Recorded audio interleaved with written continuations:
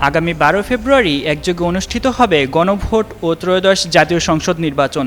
রাজনৈতিক দল থেকে শুরু করে অন্তর্বর্তী সরকারের পক্ষ থেকে চালানো হচ্ছে গণভোটের জোর প্রস্তুতি। এর আগে প্রেসিডেন্ট জিয়াউর রহমানের শাসনামলে প্রথমবারের মতো দেশে গণভোট অনুষ্ঠিত হয়েছিল। 24 জুলাই অভ্যুত্থানের স্বীকৃতি ও সংস্কারের জন্য জনগণের ম্যান্ডেট নিতে দ্বিতীয়বারের মতো গণভোট অনুষ্ঠিত হতে যাচ্ছে।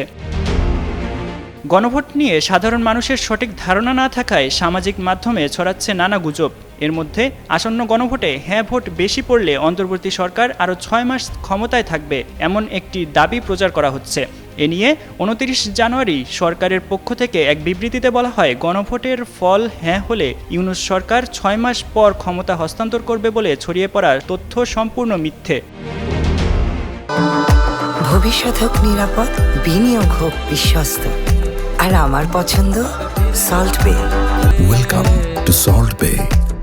ঐকমত্য কমিশনের সহসভাপতি অধ্যাপক আলী রিয়াজ বলেছেন, নির্বাচনের পর সংসদ সদস্যরা 180 দিন গণপরিষদ হিসেবে কাজ করবেন।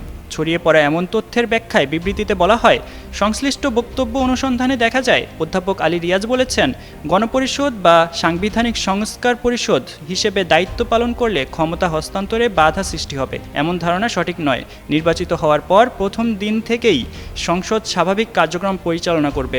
সরকার গঠন, রাষ্ট্র পরিচালনা ও বাজেট প্রণয়ন করবে। তবে সংবিধানকে ফ্যাসিবাদের পথ থেকে সরাতে মৌলিক পরিবর্তন প্রয়োজন।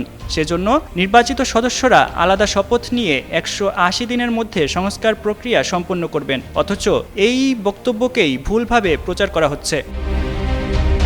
এছাড়া জুলাই জাতীয় সনদ বাস্তবায়ন আদেশ 2025-এ পরিষ্কারভাবে বলা আছে, গণভোটে হ্যাঁ ভোট পেলে সংসদের একটি দ্বৈত ভূমিকা থাকবে, অর্থাৎ নির্বাচিত প্রতিনিধিরা একই সঙ্গে জাতীয় সংসদের সদস্য এবং সাংবিধানিক সংস্কার পরিষদের সদস্য হিসেবে কাজ করবেন।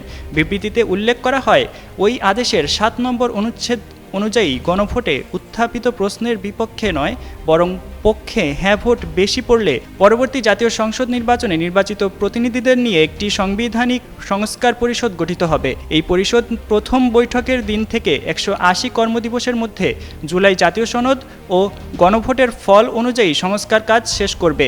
এরপর পরিষদের কার্যক্রম স্বয়ংক্রিয়ভাবে শেষ হবে।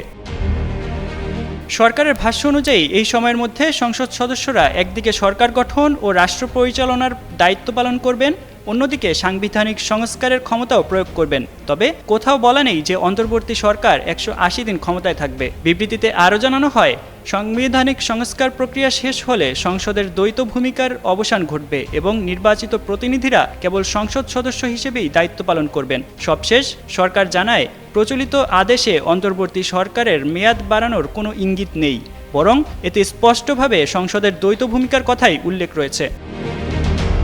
সাব্বির হোসেন সাকিব, যুগান্তর নিউজ।